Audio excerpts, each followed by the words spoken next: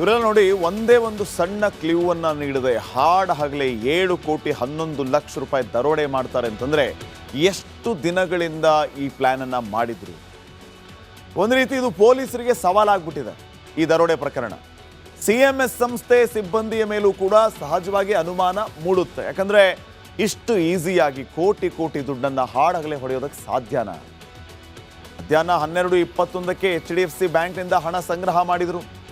ಗೋವಿಂದರಾಜಪುರ ಶಾಖೆಗೆ ಹಣ ತಲುಪಿಸಬೇಕಾಗಿತ್ತು.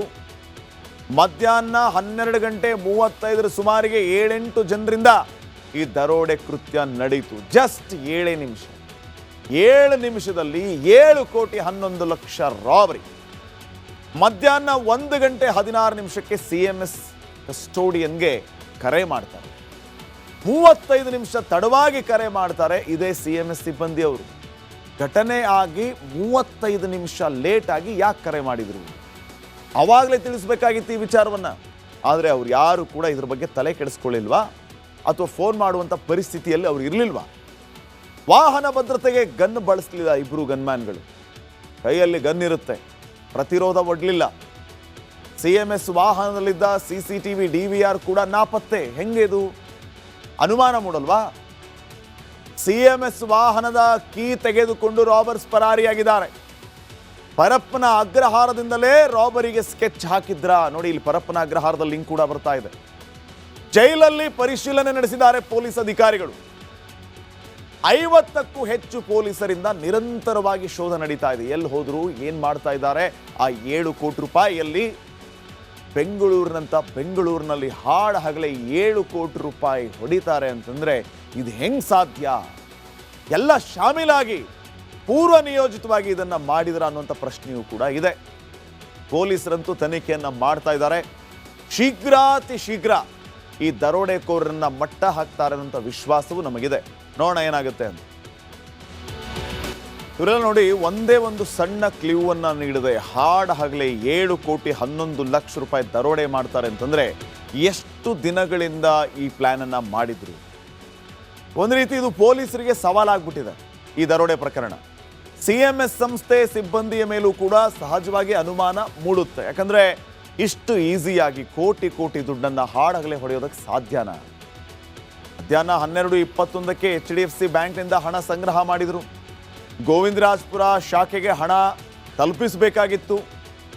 ಮಧ್ಯಾಹ್ನ 12:35 ಸುಮಾರಿಗೆ 7-8 ಜನರಿಂದ ಈ ದರೋಡೆ ಕೃತ್ಯ ನಡೆಯಿತು. ಜಸ್ಟ್ 7 ನಿಮಿಷ, 7 ನಿಮಿಷದಲ್ಲಿ 7 ಕೋಟಿ 11 ಲಕ್ಷ ರಾಬರಿ. ಮಧ್ಯಾಹ್ನ 1:16 ಸಿಎಂಎಸ್ ಕಸ್ಟೋಡಿಯನ್ಗೆ ಕರೆ ಮಾಡ್ತಾರೆ. 35 ನಿಮಿಷ ತಡವಾಗಿ ಕರೆ ಮಾಡ್ತಾರೆ ಇದೇ ಸಿಎಂಎಸ್ ಸಿಬ್ಬಂದಿಯವರು. ಘಟನೆ ಆಗಿ 35 ನಿಮಿಷ ಲೇಟ್ ಆಗಿ ಯಾಕೆ ಕರೆ ಮಾಡಿದ್ರು? ಅವಾಗಲೇ ತಿಳಿಸ್ಬೇಕಾಗಿತ್ತು ಈ ವಿಚಾರವನ್ನ. ಆದರೆ ಅವ್ರು ಯಾರು ಕೂಡ ಇದ್ರ ಬಗ್ಗೆ ತಲೆ ಕೆಡಿಸ್ಕೊಳ್ಳಿಲ್ವಾ ಅಥವಾ ಫೋನ್ ಮಾಡುವಂಥ ಪರಿಸ್ಥಿತಿಯಲ್ಲಿ ಅವ್ರು ಇರಲಿಲ್ವಾ?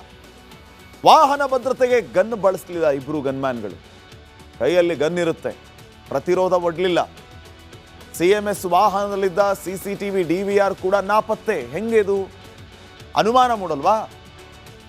ಸಿಎಂಎಸ್ ವಾಹನದ ಕೀ ತೆಗೆದುಕೊಂಡು ರಾಬರ್ಸ್ ಪರಾರಿಯಾಗಿದ್ದಾರೆ. ಪರಪ್ಪನ ಅಗ್ರಹಾರದಿಂದಲೇ ರಾಬರಿಗೆ ಸ್ಕೆಚ್ ಹಾಕಿದ್ರ ನೋಡಿ. ಇಲ್ಲಿ ಪರಪ್ಪನ ಅಗ್ರಹಾರದ ಲಿಂಕ್ ಕೂಡ ಬರ್ತಾ ಇದೆ. ಜೈಲಲ್ಲಿ ಪರಿಶೀಲನೆ ನಡೆಸಿದ್ದಾರೆ ಪೊಲೀಸ್ ಅಧಿಕಾರಿಗಳು.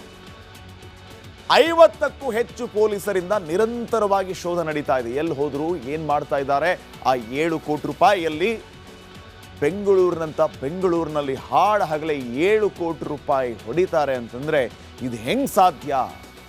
ಎಲ್ಲ ಶಾಮೀಲಾಗಿ ಪೂರ್ವ ನಿಯೋಜಿತವಾಗಿ ಇದನ್ನ ಮಾಡಿದ್ರ ಅನ್ನುವಂಥ ಪ್ರಶ್ನೆಯೂ ಕೂಡ ಇದೆ. ಪೊಲೀಸರಂತೂ ತನಿಖೆಯನ್ನ ಮಾಡ್ತಾ ಇದ್ದಾರೆ. ಶೀಘ್ರಾತಿ ಶೀಘ್ರ ಈ ದರೋಡೆಕೋರರನ್ನ ಮಟ್ಟ ಹಾಕ್ತಾರೆ ಅನ್ನೋ ವಿಶ್ವಾಸವೂ ನಮಗಿದೆ. ನೋಡೋಣ ಏನಾಗುತ್ತೆ ಅಂತ. ಇವರೆಲ್ಲ ನೋಡಿ ಒಂದೇ ಒಂದು ಸಣ್ಣ ಕ್ಲೂವನ್ನ ನೀಡದೆ ಹಗಲೇ 7 ಕೋಟಿ 11 ಲಕ್ಷ ರೂಪಾಯಿ ದರೋಡೆ ಮಾಡ್ತಾರೆ ಅಂತಂದ್ರೆ ಎಷ್ಟು ದಿನಗಳಿಂದ ಈ ಪ್ಲಾನ್ ಅನ್ನ ಮಾಡಿದ್ರು. ಒಂದು ರೀತಿ ಇದು ಪೊಲೀಸರಿಗೆ ಸವಾಲಾಗ್ಬಿಟ್ಟಿದೆ ಈ ದರೋಡೆ ಪ್ರಕರಣ. ಸಿಎಂಎಸ್ ಸಂಸ್ಥೆ ಸಿಬ್ಬಂದಿಯ ಮೇಲೂ ಕೂಡ ಸಹಜವಾಗಿ ಅನುಮಾನ ಮೂಡುತ್ತೆ. ಯಾಕಂದ್ರೆ ಇಷ್ಟು ಈಸಿಯಾಗಿ ಕೋಟಿ ದುಡ್ಡನ್ನ ಹಗಲೇ ಹೊಡೆಯೋದಕ್ಕೆ ಸಾಧ್ಯನಾ? ಮಧ್ಯಾಹ್ನ 12:21ಕ್ಕೆ HDFC ಬ್ಯಾಂಕ್ನಿಂದ ಹಣ ಸಂಗ್ರಹ ಮಾಡಿದ್ರು. ಗೋವಿಂದರಾಜಪುರ ಶಾಖೆಗೆ ಹಣ ತಲುಪಿಸಬೇಕಾಗಿತ್ತು. ಮಧ್ಯಾಹ್ನ 12:35 ಸುಮಾರಿಗೆ 7-8 ಜನರಿಂದ ಈ ದರೋಡೆ ಕೃತ್ಯ ನಡೀತು. ಜಸ್ಟ್ 7 ನಿಮಿಷ. 7 ನಿಮಿಷದಲ್ಲಿ 7,11,00,000 ರಾಬರಿ. ಮಧ್ಯಾಹ್ನ 1:16 CMS ಕಸ್ಟೋಡಿಯನ್ಗೆ ಕರೆ ಮಾಡ್ತಾರೆ. 35 ನಿಮಿಷ ತಡವಾಗಿ ಕರೆ ಮಾಡ್ತಾರೆ ಇದೇ CMS ಸಿಬ್ಬಂದಿಯವರು. ಘಟನೆ ಆಗಿ 35 ನಿಮಿಷ ಲೇಟ್ ಆಗಿ ಯಾಕೆ ಕರೆ ಮಾಡಿದ್ರು? ಅವಾಗಲೇ ತಿಳಿಸ್ಬೇಕಾಗಿತ್ತು ಈ ವಿಚಾರವನ್ನ. ಆದರೆ ಅವ್ರು ಯಾರು ಕೂಡ ಇದ್ರ ಬಗ್ಗೆ ತಲೆ ಕೆಡಿಸ್ಕೊಳ್ಳಿಲ್ವಾ ಅಥವಾ ಫೋನ್ ಮಾಡುವಂಥ ಪರಿಸ್ಥಿತಿಯಲ್ಲಿ ಅವ್ರು ಇರಲಿಲ್ವಾ? ವಾಹನ ಭದ್ರತೆಗೆ ಗನ್ ಬಳಸಲಿಲ್ಲ ಇಬ್ಬರು ಗನ್ಮ್ಯಾನ್ಗಳು. ಕೈಯಲ್ಲಿ ಗನ್ ಇರುತ್ತೆ, ಪ್ರತಿರೋಧ ಒಡ್ಲಿಲ್ಲ. CMS ವಾಹನದಲ್ಲಿದ್ದ CCTV DVR ಕೂಡ ನಾಪತ್ತೆ. ಹೆಂಗಿದು? ಅನುಮಾನ ಮೂಡಲ್ವಾ? CMS ವಾಹನದ ಕೀ ತೆಗೆದುಕೊಂಡು ರಾಬರ್ಸ್ ಪರಾರಿಯಾಗಿದ್ದಾರೆ. ಪರಪ್ಪನ ಅಗ್ರಹಾರದಿಂದಲೇ ರಾಬರಿಗೆ ಸ್ಕೆಚ್ ಹಾಕಿದ್ರ ನೋಡಿ. ಇಲ್ಲಿ ಪರಪ್ಪನ ಅಗ್ರಹಾರದ ಲಿಂಕ್ ಕೂಡ ಬರ್ತಾ ಇದೆ. ಜೈಲಲ್ಲಿ ಪರಿಶೀಲನೆ ನಡೆಸಿದ್ದಾರೆ ಪೊಲೀಸ್ ಅಧಿಕಾರಿಗಳು. 50ಕ್ಕೂ ಹೆಚ್ಚು ಪೊಲೀಸರಿಂದ ನಿರಂತರವಾಗಿ ಶೋಧ ನಡೀತಾ ಇದೆ. ಎಲ್ಲಿ ಹೋದ್ರು, ಏನ್ ಮಾಡ್ತಾ ಇದ್ದಾರೆ? ಆ 7 ಕೋಟಿ ರೂಪಾಯಿಯಲ್ಲಿ ಬೆಂಗಳೂರಿನಲ್ಲಿ ಹಾಡ ಹಗಲೇ 7 ಕೋಟಿ ರೂಪಾಯಿ ಹೊಡಿತಾರೆ ಅಂತಂದ್ರೆ ಇದು ಹೆಂಗ್ ಸಾಧ್ಯ? ಎಲ್ಲ ಶಾಮೀಲಾಗಿ ಪೂರ್ವ ನಿಯೋಜಿತವಾಗಿ ಇದನ್ನ ಮಾಡಿದ್ರ ಅನ್ನುವಂಥ ಪ್ರಶ್ನೆಯೂ ಕೂಡ ಇದೆ. ಪೊಲೀಸರಂತೂ ತನಿಖೆಯನ್ನ ಮಾಡ್ತಾ ಇದ್ದಾರೆ. ಶೀಘ್ರಾತಿ ಶೀಘ್ರ ಈ ದರೋಡೆಕೋರರನ್ನ ಮಟ್ಟ ಹಾಕ್ತಾರೆ ಅನ್ನೋ ವಿಶ್ವಾಸವೂ ನಮಗಿದೆ. ನೋಡೋಣ ಏನಾಗುತ್ತೆ ಅಂತ. ಇವರೆಲ್ಲ ನೋಡಿ, ಒಂದೇ ಒಂದು ಸಣ್ಣ ಕ್ಲೂ ಅನ್ನ ನೀಡದೆ ಹಾಡ ಹಗಲೇ 7,11,00,000 ರೂಪಾಯಿ ದರೋಡೆ ಮಾಡ್ತಾರೆ ಅಂತಂದ್ರೆ ಎಷ್ಟು ದಿನಗಳಿಂದ ಈ ಪ್ಲಾನ್ ಅನ್ನ ಮಾಡಿದ್ರು? ಒಂದು ರೀತಿ ಇದು ಪೊಲೀಸರಿಗೆ ಸವಾಲಾಗ್ಬಿಟ್ಟಿದೆ ಈ ದರೋಡೆ ಪ್ರಕರಣ. CMS ಸಂಸ್ಥೆ ಸಿಬ್ಬಂದಿಯ ಮೇಲೂ ಕೂಡ ಸಹಜವಾಗಿ ಅನುಮಾನ ಮೂಡುತ್ತೆ. ಯಾಕಂದ್ರೆ ಇಷ್ಟು ಈಸಿಯಾಗಿ ಕೋಟಿ ದುಡ್ಡನ್ನ ಹಾಡಗಲೇ ಹೊಡೆಯೋದಕ್ಕೆ ಸಾಧ್ಯನಾ? ಮಧ್ಯಾಹ್ನ 12:21 HDFC ಬ್ಯಾಂಕ್ನಿಂದ ಹಣ ಸಂಗ್ರಹ ಮಾಡಿದ್ರು. ಗೋವಿಂದರಾಜಪುರ ಶಾಖೆಗೆ ಹಣ ತಲುಪಿಸಬೇಕಾಗಿತ್ತು. ಮಧ್ಯಾಹ್ನ 12:35 ಸುಮಾರಿಗೆ 7-8 ಜನರಿಂದ ಈ ದರೋಡೆ ಕೃತ್ಯ ನಡೀತು. ಜಸ್ಟ್ 7 ನಿಮಿಷ. 7 ನಿಮಿಷದಲ್ಲಿ 7,11,00,000 ರಾಬರಿ. ಮಧ್ಯಾಹ್ನ 1:16 CMS ಕಸ್ಟೋಡಿಯನ್ಗೆ ಕರೆ ಮಾಡ್ತಾರೆ. 35 ನಿಮಿಷ ತಡವಾಗಿ ಕರೆ ಮಾಡ್ತಾರೆ ಇದೇ CMS ಸಿಬ್ಬಂದಿಯವರು. ಘಟನೆ ಆಗಿ 35 ನಿಮಿಷ ಲೇಟ್ ಆಗಿ ಯಾಕೆ ಕರೆ ಮಾಡಿದ್ರು? ಅವಾಗಲೇ ತಿಳಿಸ್ಬೇಕಾಗಿತ್ತು ಈ ವಿಚಾರವನ್ನ. ಆದರೆ ಅವ್ರು ಯಾರು ಕೂಡ ಇದ್ರ ಬಗ್ಗೆ ತಲೆ ಕೆಡಿಸ್ಕೊಳ್ಳಿಲ್ವಾ ಅಥವಾ ಫೋನ್ ಮಾಡುವಂಥ ಪರಿಸ್ಥಿತಿಯಲ್ಲಿ ಅವ್ರು ಇರಲಿಲ್ವಾ? ವಾಹನ ಭದ್ರತೆಗೆ ಗನ್ ಬಳಸಲಿಲ್ಲ ಇಬ್ಬರು ಗನ್ಮ್ಯಾನ್ಗಳು. ಕೈಯಲ್ಲಿ ಗನ್ ಇರುತ್ತೆ, ಪ್ರತಿರೋಧ ಒಡ್ಲಿಲ್ಲ. CMS ವಾಹನದಲ್ಲಿದ್ದ CCTV DVR ಕೂಡ ನಾಪತ್ತೆ. ಹೆಂಗಿದು? ಅನುಮಾನ ಮೂಡಲ್ವಾ? CMS ವಾಹನದ ಕೀ ತೆಗೆದುಕೊಂಡು ರಾಬರ್ಸ್ ಪರಾರಿಯಾಗಿದ್ದಾರೆ. ಪರಪ್ಪನ ಅಗ್ರಹಾರದಿಂದಲೇ ರಾಬರಿಗೆ ಸ್ಕೆಚ್ ಹಾಕಿದ್ರ ನೋಡಿ. ಇಲ್ಲಿ ಪರಪ್ಪನ ಅಗ್ರಹಾರದ ಲಿಂಕ್ ಕೂಡ ಬರ್ತಾ ಇದೆ. ಜೈಲಲ್ಲಿ ಪರಿಶೀಲನೆ ನಡೆಸಿದ್ದಾರೆ ಪೊಲೀಸ್ ಅಧಿಕಾರಿಗಳು. 50ಕ್ಕೂ ಹೆಚ್ಚು ಪೊಲೀಸರಿಂದ ನಿರಂತರವಾಗಿ ಶೋಧ ನಡೀತಾ ಇದೆ. ಎಲ್ಲಿ ಹೋದ್ರು, ಏನ್ ಮಾಡ್ತಾ ಇದ್ದಾರೆ?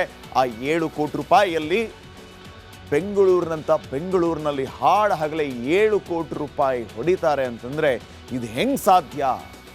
ಎಲ್ಲ ಶಾಮೀಲಾಗಿ ಪೂರ್ವ ನಿಯೋಜಿತವಾಗಿ ಇದನ್ನ ಮಾಡಿದ್ರ ಅನ್ನುವಂಥ ಪ್ರಶ್ನೆಯೂ ಕೂಡ ಇದೆ. ಪೊಲೀಸರಂತೂ ತನಿಖೆಯನ್ನ ಮಾಡ್ತಾ ಇದ್ದಾರೆ. ಶೀಘ್ರಾತಿ ಶೀಘ್ರ ಈ ದರೋಡೆಕೋರರನ್ನ ಮಟ್ಟ ಹಾಕ್ತಾರೆ ಅನ್ನೋ ವಿಶ್ವಾಸವೂ ನಮಗಿದೆ. ನೋಡೋಣ ಏನಾಗುತ್ತೆ ಅಂತ.